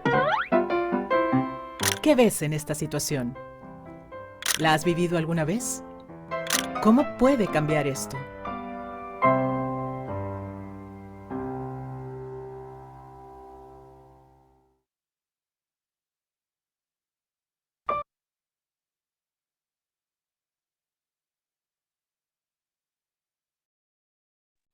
Entonces veamos, ¿cuál es la diferencia entre hostigamiento y acoso sexual? Bueno, el hostigamiento sexual son conductas de naturaleza sexual o de naturaleza sexista que se fomenta en un centro de trabajo. Y para ello se apertura un procedimiento tanto de investigación y de sanción, que podría culminar con la amonestación, suspensión, despido, o quizás con el cierre, ¿no? Porque quizás no se ha evidenciado que se trate de un acto de hostigamiento sexual. El acoso sexual, a cambio, es un delito que está regulado por el Código Penal, que ya se configura como una sanción que puede conllevar a una pena privativa de la libertad. Puede ocurrir que dentro del hostigamiento que ha ocurrido en el centro de trabajo o producto de dos compañeros o compañeras, también se haya calificado como una situación de acoso. Por ejemplo, ¿no? En el centro de trabajo, el jefe la tocó a la trabajadora en una parte íntima. Entonces, no solamente se iniciará un procedimiento de investigación en las instalaciones de la empresa, sino que esto también iniciaría a través de un proceso judicial, ¿no? Porque ya se trata también ya de un delito de tocamientos indebidos. Luego, aquí quiero que vean ustedes cuáles son las diferencias entre los tres delitos que hemos mencionado. Cuando hablamos, por ejemplo, de difusión de material íntimo, estamos hablando de 2 a 5 años de pena y 30 a 120 días de multa para quien difunde, revela, publica, cede o comercializa imágenes, material audiovisual, audios, ¿no? Con contenido sexual de una persona que se ha entregado con su consentimiento, pero que no ha autorizado su difusión a terceros. Y esto puede llevar de 3 a 6 años de pena y de 180 a 360 días de multa. Cuando la víctima ha sido pareja del difusor, la difusión ha sido por redes sociales o cualquier medio masivo, por ejemplo, ¿no? El acoso sexual, por ejemplo, es cuando una persona te vigila, te persigue, te hostiga, te asedia o busca contacto con una persona sin el consentimiento de ésta para realizar actos de connotación sexual. Acá, por ejemplo, ya conlleva a una afectación de tu vida diaria, ¿no? Ya esta persona se vuelve un acechador, te está vigilando, te está persiguiendo. Y esto genera una afectación en tu vida diaria. El chantaje sexual es que te chantajeo a cambio de un favor sexual. O bien tenemos relaciones, o si no, te voy a despedir, no te voy a renovar. Existe una intimidación, una amenaza, ¿no? Entonces aquí estamos frente a una situación de chantaje. Pero ojo que se agrava más si se tratan de menores de edad, de ancianos, personas con discapacidad, ¿no? Esto se agravaría mucho más. ¿Ustedes se acuerdan el caso de Heidi Ágreda? ¿Qué pasó con Heidi? ¿Se acuerdan?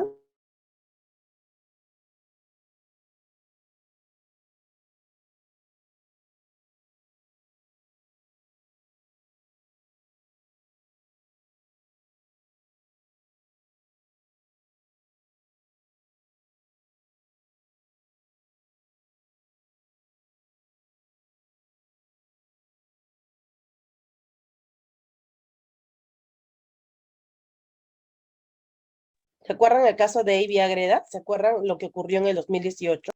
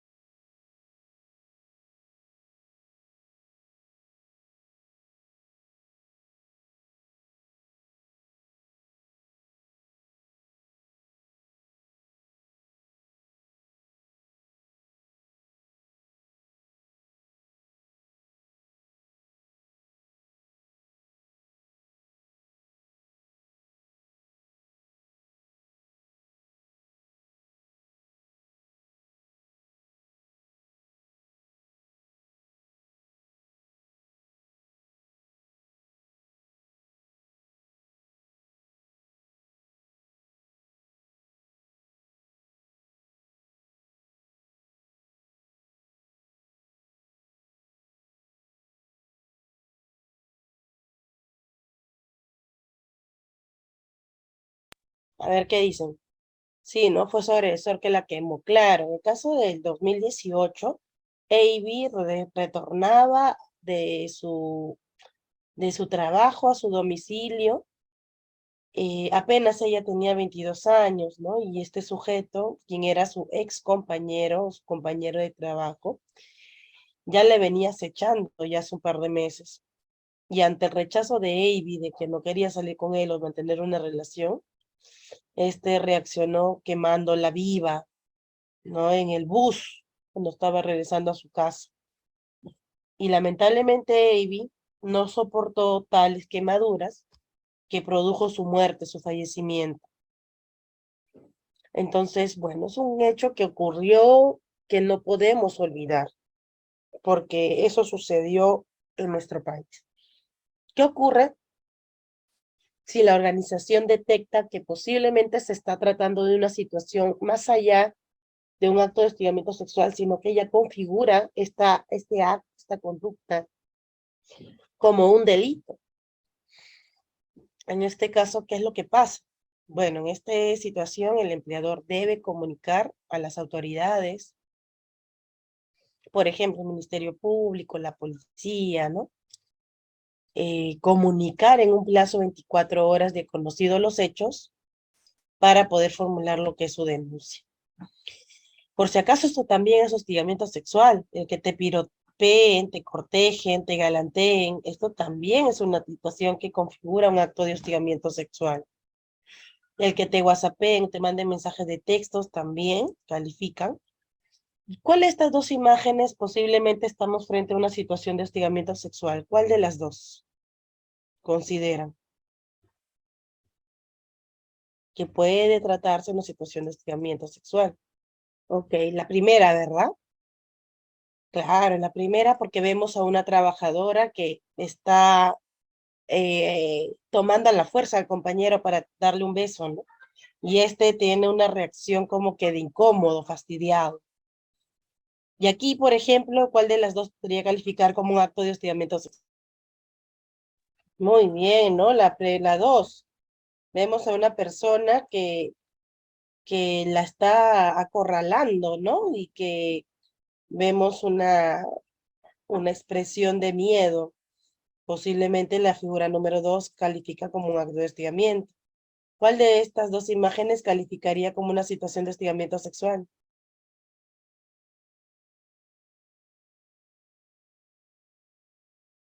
Por supuesto, la imagen número dos, porque estamos viendo una persona que está mirando de forma lasciva contra su compañera de trabajo, ¿no? Y aquí, por ejemplo, ¿cuál de las dos?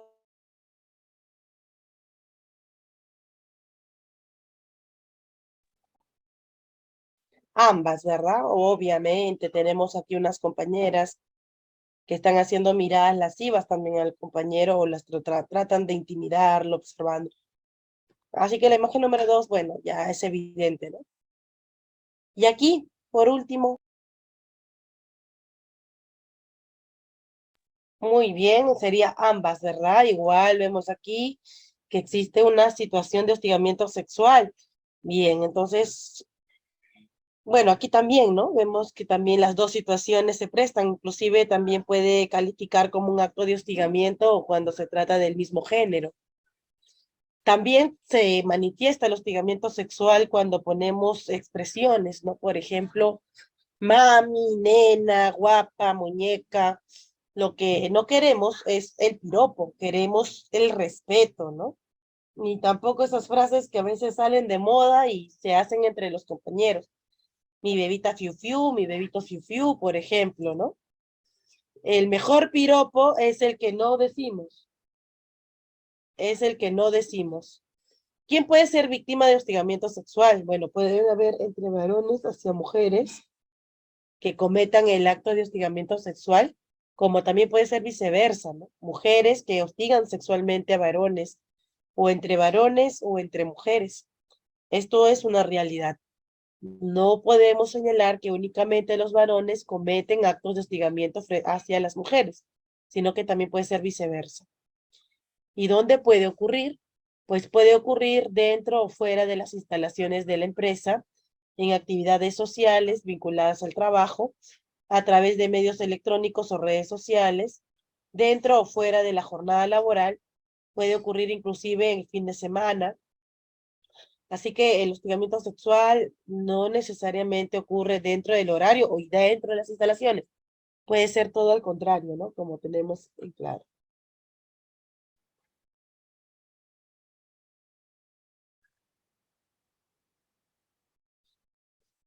Bueno, tenemos también las manifestaciones, ¿no? Del hostigamiento sexual laboral. Por ejemplo, la promesa implícita o expresa a la víctima de un trato preferente o beneficioso respecto a su situación actual o futura a cambio de favores sexuales. Amenazas mediante el cual exijan forma implícita o explícita una conducta no deseada por la víctima, que atente o agravie su dignidad. ¿No? A ver un momento.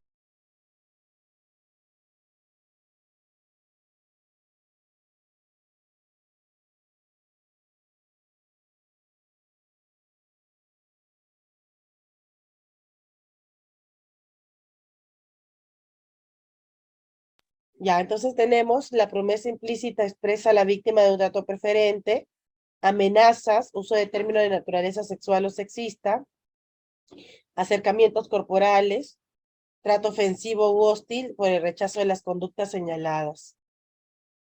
Vamos a ver aquí, por ejemplo, a una trabajadora que está siendo víctima de hostigamiento sexual, le comenta a una compañera, veamos la reacción.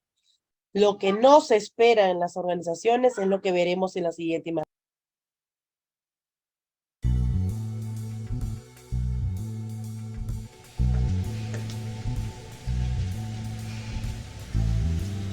Paula, ¿qué te pasó?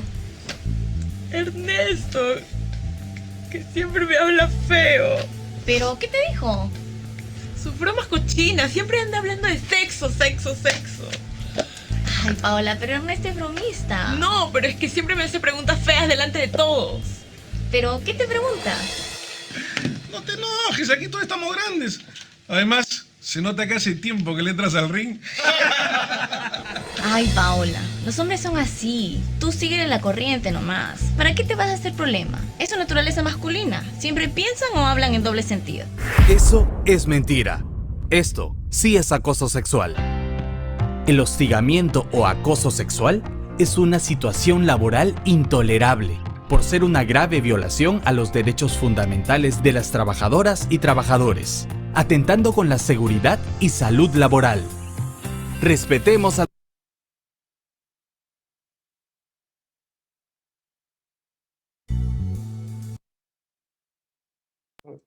¿Cuáles son las consecuencias del hostigamiento sexual? Las consecuencias es justamente el estrés, las traumas emocionales, la ansiedad, depresión, el estado de nerviosismo, sentimientos de baja autoestima. Esto también genera trastorno del sueño, dolor de cabeza, problemas gastrointestinales, hipertensión, por ejemplo, ¿no? Estas son las consecuencias justamente de los riesgos psicosociales.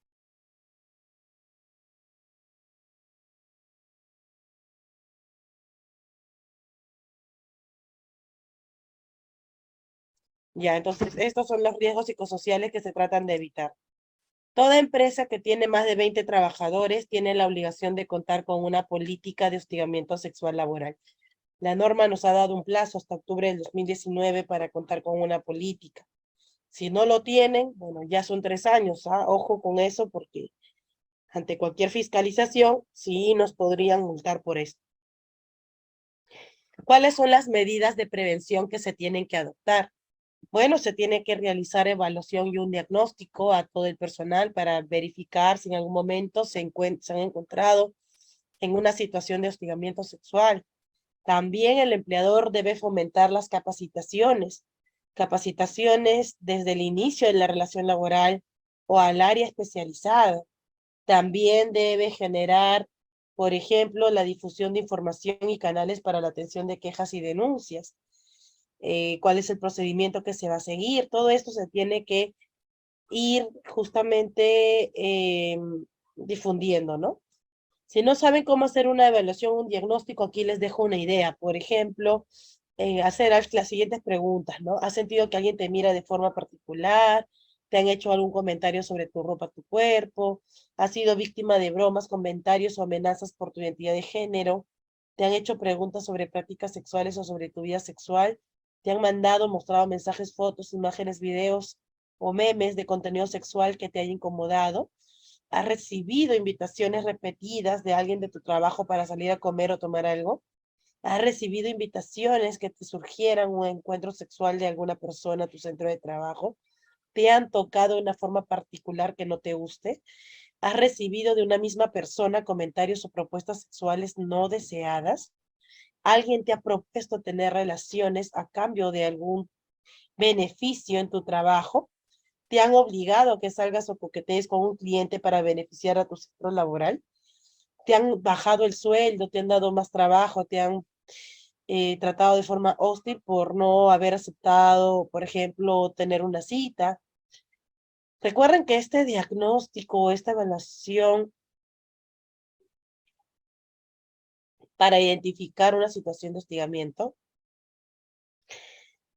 tiene que ser de forma reservada y anónima, sin generar ningún tipo de exposición de la identificación de la persona. Bien, así que podrían utilizar de repente términos generales para tener parte de la estadística de indicadores, ¿no? Si ha sido hombre o mujer la que ha respondido, las edades, por ejemplo. La difusión, ¿no? Mito y verdad. Una mirada o comentario no es hostigamiento. Es necesario que hayan acciones para poder denunciar. La verdad es que todas estas conductas pueden calificar como una situación de hostigamiento. Canales para formular la denuncia. Puede ser por correo, por teléfono, por WhatsApp, por la página web, presencial u otro medio, ¿no? Podría calificar y poder formular para realizar las denuncias.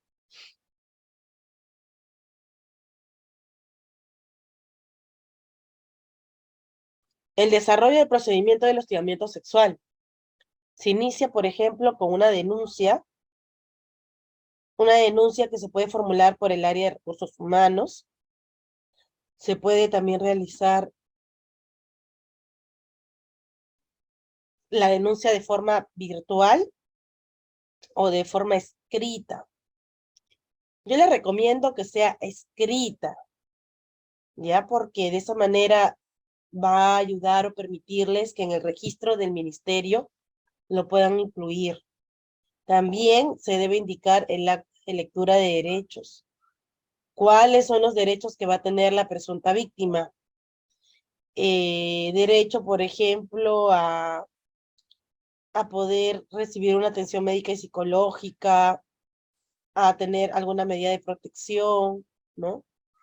Entonces, en un plazo de un día hábil, tiene derecho a una atención médica y psicológica a la víctima, tiene un día para correr traslado al comité de intervención, tiene las medidas de protección que tienen que ser en un plazo de 3 días hábiles, y comunicar también al Ministerio de Trabajo y Promoción del Empleo en un plazo de 6 días. Luego de comunicar al comité, tiene 15 días calendarios para poder realizar las investigaciones. En estos 15 días podrían incluir lo que son las entrevistas. Finalizado el día hábil que te entrega el informe a recursos humanos, ya el área de recursos humanos toma la última decisión y puede generar lo que es la sanción de hostigamiento sexual, otorgando un plazo de 10 días calendarios. Y finalmente se informa al Ministerio de Trabajo y Promoción del Empleo la decisión final. Bien, entonces recuerden que todas las etapas se deben respetar, tanto los plazos y lo que establece o busca la ley, porque así no puede generar la nulidad del procedimiento. Cuando hablamos del acta de lectura de derechos es porque la persona que es víctima de hostigamiento sexual se le tiene que manifestar cuáles van a ser sus derechos en todo el proceso, que va a recibir una atención médica y psicológica, que se va a realizar las medidas de protección, que se va a llevar un procedimiento de investigación transparente, célere y eficaz,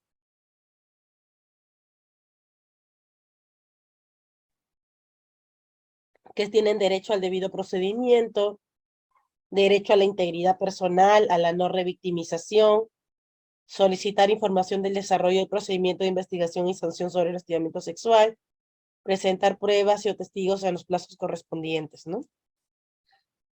El correcto tratamiento de las víctimas. Se cuestionan los actos y declaraciones de la vida personal de la presunta víctima, se le pide a la presunta víctima que cuente más de una vez los hechos denunciados, se solicitan detalles o información que no es relevante para el caso, se someten a careos o enfrentamientos a las partes del proceso, se ejerce cualquier conducta que suponga revivir los hechos o crear nuevos espacios de violencia contra la presunta víctima. Entonces, ustedes tienen el deber de presentarlo ante la plataforma del Ministerio de Trabajo, el inicio del procedimiento, como también van a reportar el fin. Para eso te van a pedir los datos del presunto hostigador, de la presunta víctima, datos de la empresa, los documentos que acrediten, ¿no? Que están iniciando el procedimiento de investigación, de las medidas de protección que se han adoptado. Te van a pedir evidencias. Y bueno, una vez culminado, completado todos estos requisitos, el Ministerio de Trabajo te emite una constancia que te está acreditando justamente que se ha hecho o se ha puesto en conocimiento al Ministerio de Trabajo. Entonces tienen un plazo de 6 días hábiles de recibida la denuncia o queja para poder formular, para poder poner en conocimiento a esta entidad, ¿no? Sobre la atención médica y psicológica. En un plazo de un día se pone a disposición a la víctima los canales de atención médica, física y mental o psicológica con los que cuenten, ¿no? El informe que se emite como resultado podría ser incorporado siempre que la presunta víctima lo haya autorizado. En caso de aceptar o renunciar a los servicios puestos a su disposición, lo hace constar con su firma o firma electrónica y huella en el documento utilizando formatos físicos como virtuales, ¿no? ¿Y a dónde la podríamos derivar? Puede ser a una posta, Centro de Emergencia de la Mujer, el Salud, el MINSA, etcétera. Entonces, estos certificados e informes pueden además indicar si existen condiciones de vulnerabilidad o si la víctima se encuentra en riesgo. ¿Cuáles son las medidas de protección? Podríamos rotar al presunto hostigador, suspenderlo de forma temporal, modificar las horas, rotar a la presunta víctima, solicitar al órgano competente una orden de alejamiento. Para eso, ¿no? Se debe desarrollar en un plazo de 3 días hábiles. Y recuerden que cualquier medida de protección pueden ser sustituidas o ampliadas atendiendo a las circunstancias de cada caso, ¿no? Del comité de intervención, la norma nos indica que tiene la obligación de investigar, emitir recomendaciones, medidas necesarias para evitar nuevos casos de hostigamiento sexual. Para ello, se debe garantizar la paridad de género. Los acuerdos que se adoptarían sería por mayoría simple y el voto dirimente siempre será por recursos humanos. El comité está integrado por 2 personas que representan a favor de los trabajadores y 2 personas que representan al empleador. De estas representaciones, recuerden que debe garantizarse la paridad y ninguno de ellos debe tener antecedentes policiales ni judiciales. Bien, tienen que estar en orden. Entonces el comité se tiene que desarrollar, se tiene que aplicar, implementar en todo centro laboral. Ojo, ¿ah? Si no lo tienen, recuerden que también nos pueden sancionar por no tener un comité. Así que ya saben, hay que ponernos las pilas. Entonces son 4 personas, 2 que representan al trabajador y 2 que representan al empleador. ¿Cómo hace ese proceso de elecciones del comité? Para el proceso de elección, podrías utilizar el mismo mecanismo que has utilizado para lo que es el Comité de Seguridad y Salud en el Trabajo. Lo mismo. Y bueno, en cuanto a las entrevistas, que es una opción, porque no es una obligación que lo hagas. Pero las entrevistas te permite a ti, como empleador, poder llegar a la verdad. Saber si lo que se ha señalado es totalmente cierto. ¿Cuál es el propósito de la entrevista?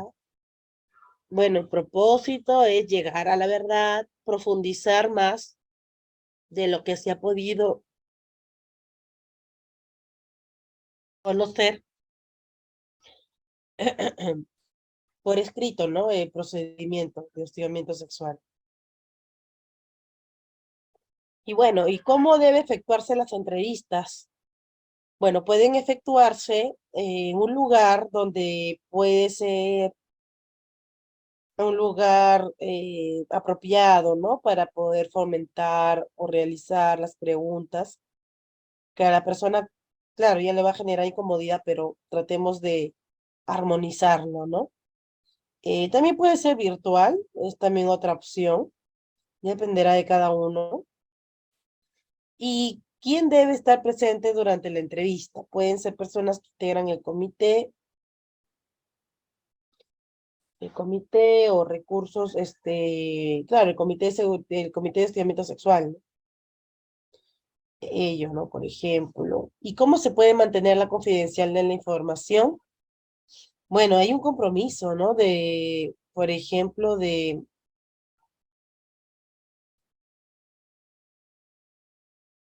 declaración jurada, que las personas se puedan comprometer a que no puedan generar ningún acto de divulgación. Eso es lo más importante.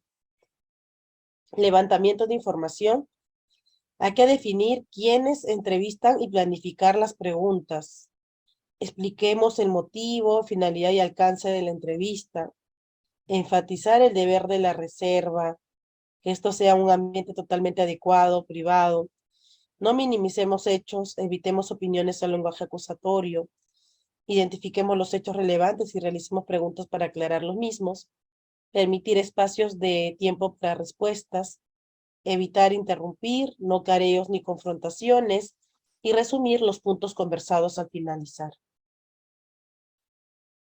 Esto es lo más importante. ¿Cuáles son las pruebas? Bueno, las pruebas no solamente es la versión, sino también puede ser usado la declaración de testigos, grabaciones, mensaje de textos, captura de pantallas, pruebas periféricas, pruebas psicojurídicas. Son las pruebas que se pueden evidenciar temas de incumplimiento. Revisión de la información recopilada. Debemos identificar lo más relevante. ¿Qué es lo que realmente nos permite identificar que se trató de un acto de hostigamiento sexual?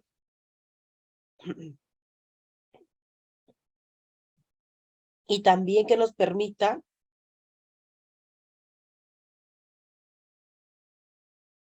identificar la gravedad, ¿no? Si la conducta que se ha cometido es una conducta leve, quizás grave, muy grave. Entonces, eso es lo importante cuando recopilemos información que se está investigando sobre el hostigamiento sexual. Además, tenemos que buscar ciertas coherencias, ¿no? De lo que se está evidenciando, qué tan real es, qué tan aplicable es en el caso, si realmente no genera ningún tipo de contradicción. Luego tenemos que corroborar también la versión de los testigos, si es que obviamente lo han ofrecido como medios probatorios. Y si no lo han ofrecido como medios probatorios, igualmente el comité podría tomar la declaración de testigos de oficio, ¿no? Atender detalles, la secuencia de los eventos que se han reportado, y todo esto siempre dentro de los límites de razonabilidad. Factores para determinar el hostigamiento sexual. Los factores es, por ejemplo, la gravedad y frecuencia del hostigamiento, el peso de las pruebas, si era de esperar que el hostigador supiera que ese comportamiento constituía una violación de una política establecida en el lugar de trabajo, el nivel de arrepentimiento, si se cuenta con incidencias o advertencias anteriores, ¿no? Eso es lo que se tiene que realizar. ¿Y cuál es el contenido mínimo que debe presentarse en un informe que va a emitir el comité? Por ejemplo, de la información mínima, debe desarrollarse en principio antecedentes. Un pequeño resumen, ¿no? De lo que ha pasado, lo que ha sucedido. El resumen de los descargos, que sería por parte del presunto hostigador, las pruebas que se han ofrecido, cómo se ha valorizado estas pruebas, las conclusiones o las recomendaciones que ustedes van a llegar frente a esta situación de hostigamiento. Claro que para esto es importante que conozcan su política, las normativas, ¿no? Lo que hemos venido conversando. Y recuerden que del informe que se puede emitir por parte de comité, no necesariamente tienen que forzar a que llegue al tema de un despido, ¿no? No debemos forzar esto a una conclusión. Y no necesariamente todo proceso que se inicia, vamos a señalar que se trata de generar la desvinculación. Por eso es importante, generar ciertas conductas que pueden ser de naturaleza leve, ¿no? Eso es lo que se tiene que hacer. Y bueno, recuerden que el comité siempre tiene que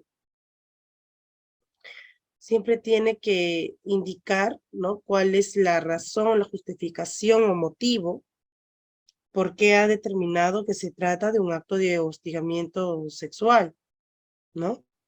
Tiene que fundamentar. Eso es lo que tiene que pasar, tiene que hacerse.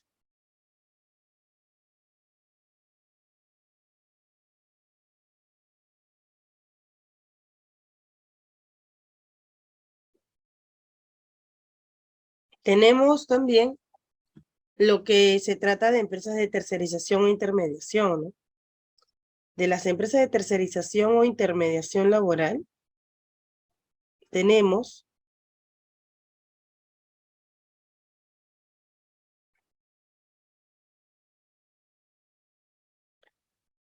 que, por ejemplo, ¿no? Si tenemos un trabajador que está hostigando sexualmente a una trabajadora de tercerización, tenemos que iniciar el procedimiento de hostigamiento sexual laboral y poner en conocimiento a su empleador de la empresa de tercerización, por si quiere iniciar también el procedimiento de investigación. Y como yo soy la empresa que tiene al trabajador, los presunto hostigador, seré yo quien tenga la decisión de sancionar. Pero si esto fuera al revés, bueno, yo no puedo sancionar a un trabajador que no está en mi planilla, pero sí puedo recomendar cuál sería la sanción a imponerse, ¿no? ¿Cuál sería la sanción a imponerse?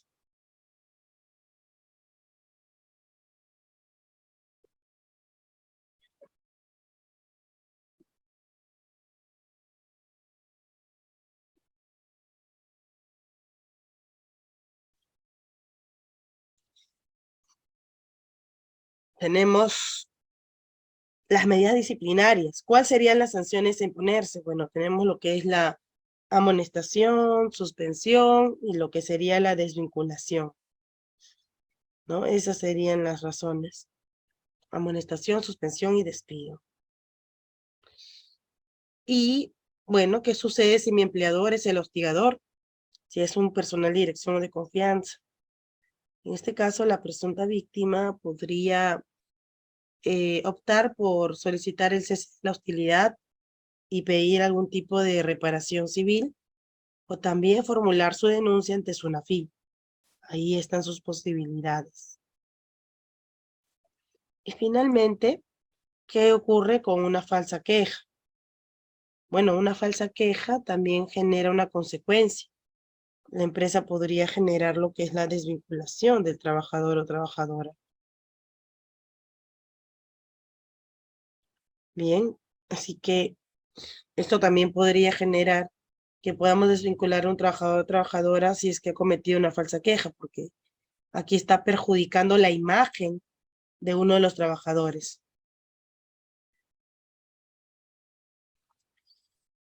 Y finalmente tenemos las infracciones, ¿no? Con SUNAFIL.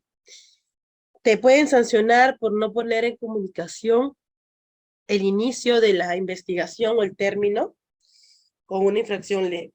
Será muy grave no realizar las capacitaciones o generar la difusión de información, y será muy grave si no adoptas medidas necesarias para prevenir o cesar actos de hostilidad, o iniciar procedimiento de investigación, no conformar un comité, no brindar la atención médica y psicológica, por ejemplo, o no emitir decisiones que pongan fin al procedimiento, o actos que generen la vulneración de la dignidad del trabajador o trabajadora, ¿no? Esto, por ejemplo, es una situación grave.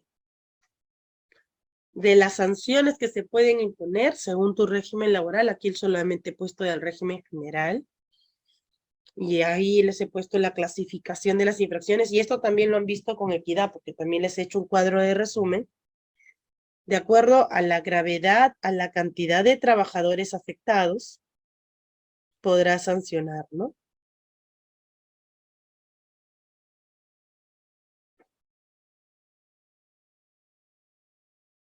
Y bueno, ¿desde cuánto parte la sanción? Parte de 1.196 hasta 241.638, ¿no? Así que ya saben cuál sería la multa.